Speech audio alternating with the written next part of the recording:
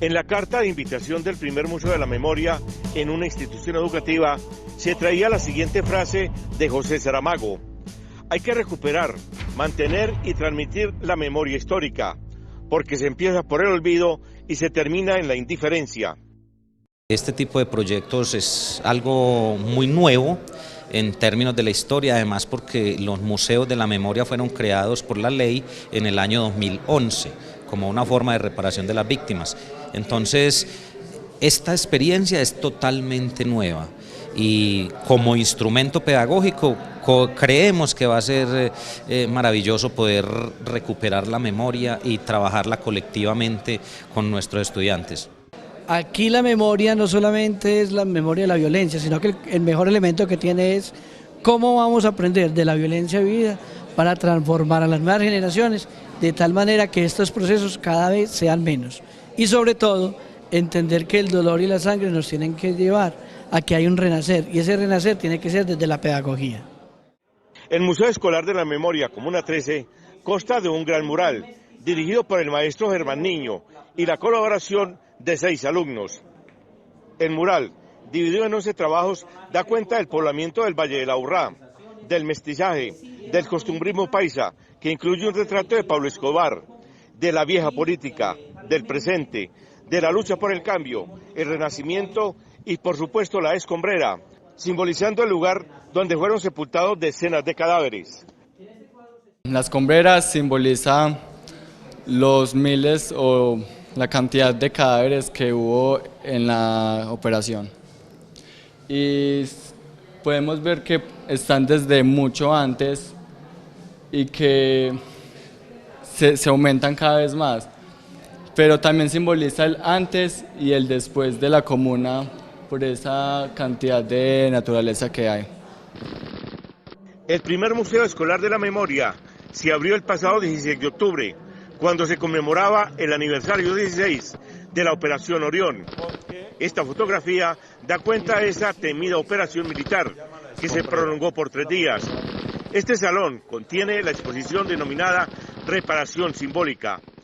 Y en esa exposición ya hay varios elementos, un cubo experiencial, objetos del conflicto, propuesta pedagógica, el homenaje al estudiante caído y otras muestras fotográficas de elementos propios de la Comuna 13.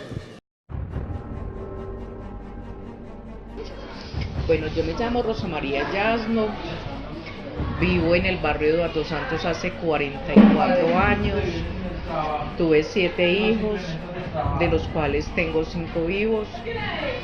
El mayor me lo mataron el 19 de marzo de 1994. En el 2002, cuando empezó la Operación Orión, mataron a mi nieto de 22 meses que estaba en brazos de la mamá. En el 2013 me mataron a Juan Pablo, que tenía 17 años, egresado de la institución Eduardo Santos. Aquí curso desde preescolar hasta 11. A ver, ¿cómo me he sentido yo después de eso? Destrozada. Porque Juan Pablo, a pesar de ser un joven, tan joven que tenía 17 años, ya él como que había programado toda su vida qué iba a hacer y todo, pero le truncaron sus ilusiones.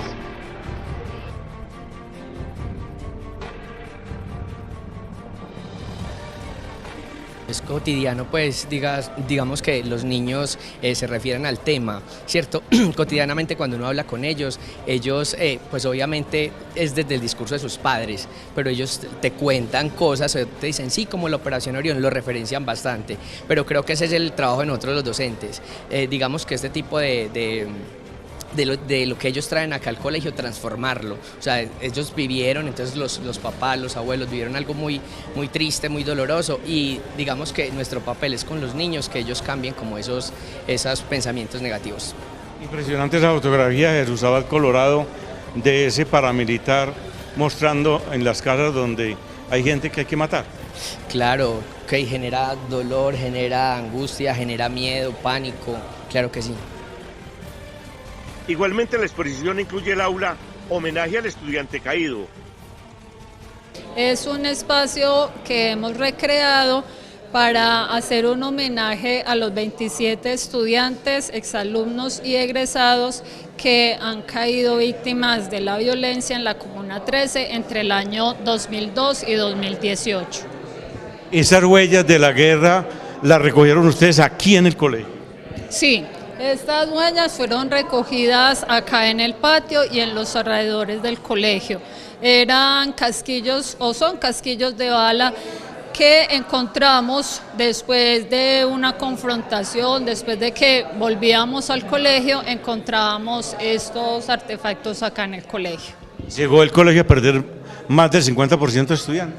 Sí, en aquel año del 2002, después de toda esta confrontación de más de 30 incursiones que se realizaron, la institución educativa perdió alrededor del 50% de los estudiantes porque huían del barrio por temor o porque salían desplazados por la violencia.